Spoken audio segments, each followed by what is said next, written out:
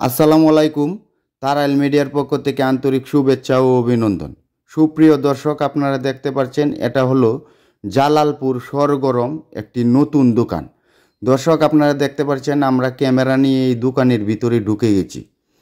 দর্শক, খুব সুন্দর পরিষ্কার মনোরম পরিবেশ দেখতে পাচ্ছেন। এই যে কেশিয়ার সাহেব বসে আছেন, আমরা এই যে পিছনে চলে আসলাম। খুব সুন্দর সাজিয়েছে মনোরম পরিবেশে। এই যে অনেক মানুষ বসে আছে, খুব সুন্দর মনোরম পরিবেশ।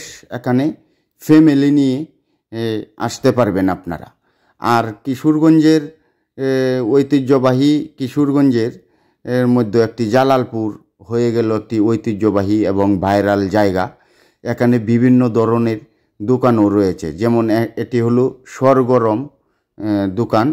আর কিছুদিন আমরা দেখিয়েছিলাম যে একটি চায়ের বাড়িটা খুব সুন্দর। দর্শক, আপনারা দেখতে পাচ্ছেন এই যে খুব সুন্দর জালালপুর সরগরম, খুব মনোরম পরিবেশে।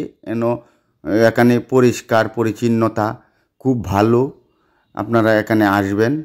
দর্শক, তারাইল মিডিয়া ক্যামেরা নিয়ে আমরা চলে এসেছি। এখানে উন্নত মানের সরগরম তৈরি হয়। দর্শক, আপনারা দেখতে পাচ্ছেন এই যে ছোটো ছোটো ঘর, বাবুই পাখির বাসা বেঁধেছে। আসলে এটি বাবুই পাখির বাসা না, এটি সুন্দর করে সাজিয়েছে, খুব রঙিন লাগছে। দর্শক, আপনারা দেখতে পাচ্ছেন এই যে বসে আছে সরগরম খেয়ে অনেকেই বসে আছে।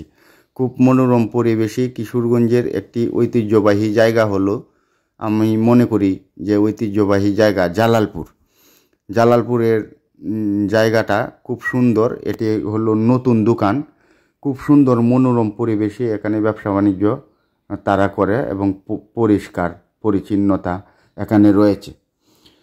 দর্শক, আপনারা আমাদের সঙ্গেই থাকুন, আমরা আরও কিছু দেখাবো। এই যে ফ্লোর দেখতে পাচ্ছেন, এখানে সবগুলোই পাকা। বৃষ্টি হলেও কোনো সমস্যা নাই, কাদা হয় না, খুব সুন্দর। আমরা এখন দোকানের ভিতরটা দেখাবো। দোকানের ভিতরে ঢুকে গেছি।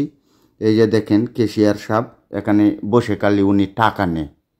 দর্শক, এই যে অনেকেই বসে আছেন, তার বন্ধুবান্ধব আমার মনে হয়।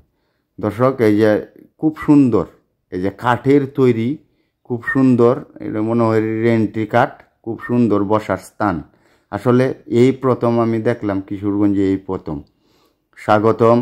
এই যে চা, মানে একটি ডিজাইন তৈরি করে রেখেছে। ধূমপান এখানে নিষেধ, সম্পূর্ণ নিষেধ। আপনারা এখানে যাবেন, গিয়ে এখানে চা খাবেন। আর তারাইল মিডিয়ার পক্ষ থেকে আপনাদেরকে ধন্যবাদ, দোয়া করবেন।